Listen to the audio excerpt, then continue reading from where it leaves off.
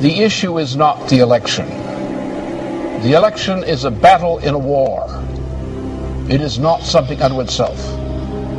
The result of this election in itself is a matter of indifference. It's a question of how the battle is won and lost, which is important. But there's another issue here. There's also an issue of World War III.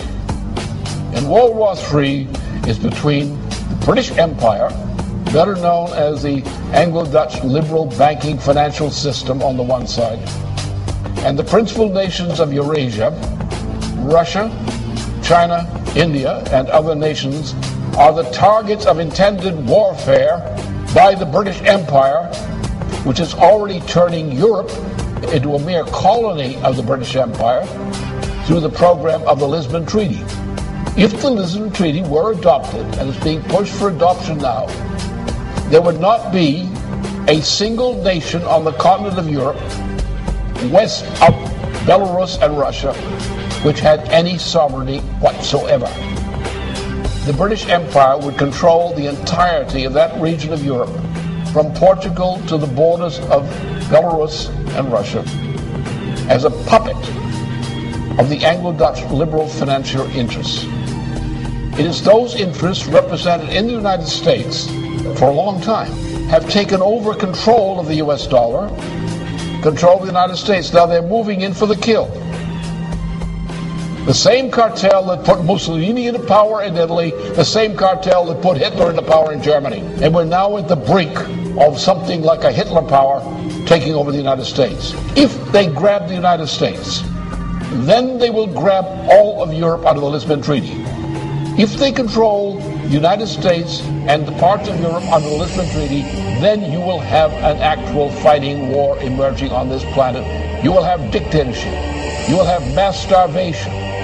The elimination of whole sections of the population of parts of the world through starvation. And that's part of the British program. It's the food war. That's the situation. We're not dealing with an election. We're dealing with whether there is in the United States, in the top layers of society, the moral fitness to survive. And so far the vote is in the leadership of the Democratic Party and the Republican Party, neither is morally fit to survive. They're as unmorally fit to survive as the people who backed Mussolini and backed Hitler back in the 1920s and the 1930s. And if we allow this to happen, we will get the same kind of treatment that the victims of Mussolini, Hitler, and so forth suffered. That's where we stand. We have to win this war against that evil empire.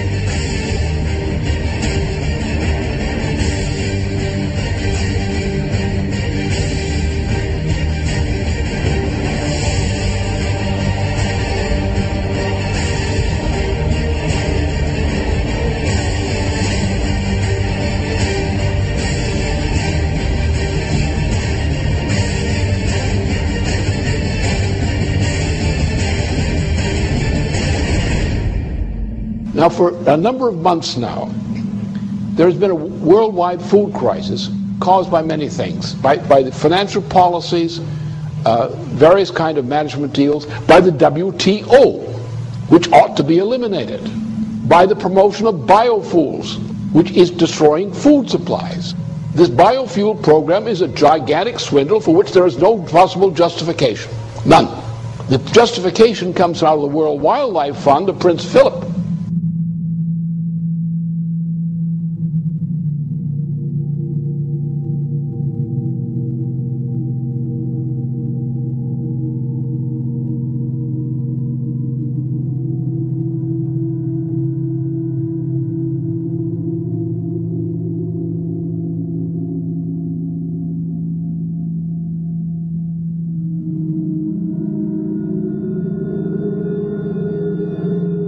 In Zimbabwe, for example, what's the crime? You have an African population in Zimbabwe, which was one of the biggest fighters against the British Empire. They're not allowed to develop their own territory because London, by various mechanisms, prevents them from doing so. And London uses the farms it allows to prosper in former Rhodesia to feed the populations of Britain. So you have non-African farmers running farms, producing food in Zimbabwe for the edification and fattening of Brits. But the rest of the population is inhibited in any attempt to develop.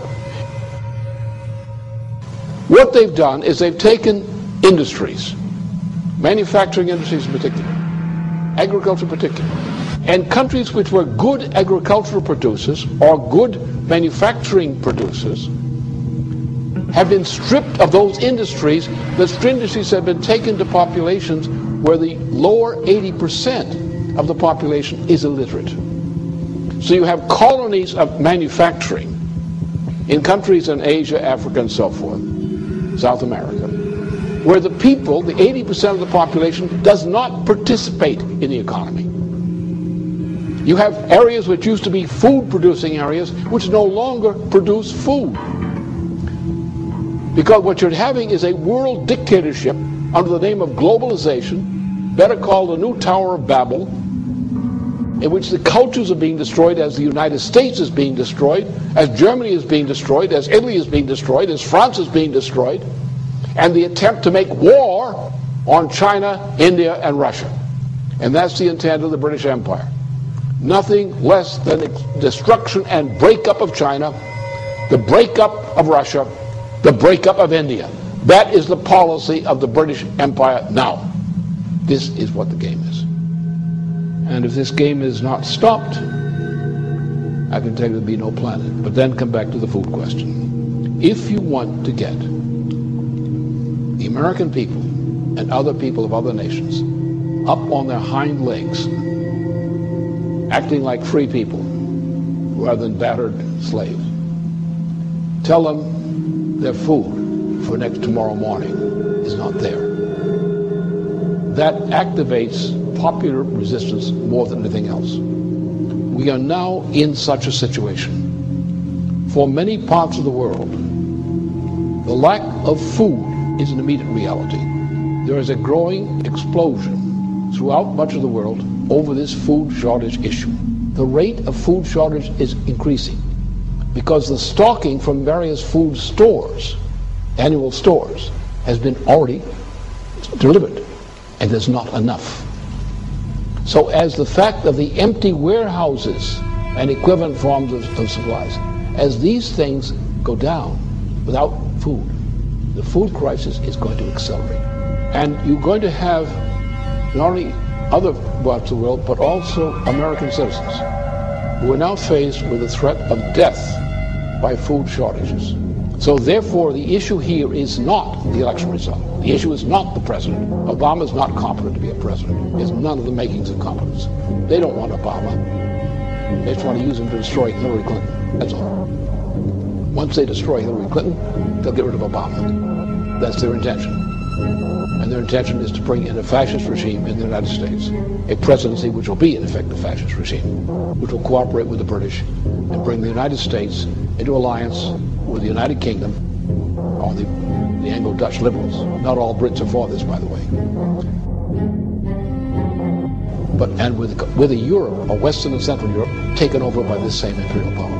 An imperial power whose intention is to go to war against Russia, China, India, and other countries using nuclear power. That's the intention. We're now in a point where a revolutionary movement, or the makings of it, is building up around the food issue. And therefore, those who triumphed yesterday are not going to continue to triumph for long. The result is either we win and restore the kind of government we require in various nations and among nations, or this world is going to go into hell because the crisis won't quit. The people will die of hunger. They will die in increasing numbers. They will kill for food. The structure of society will be destroyed in the fight over food, which is not there. Therefore, either we win in this fight against this evil, or there won't be anything to fight for.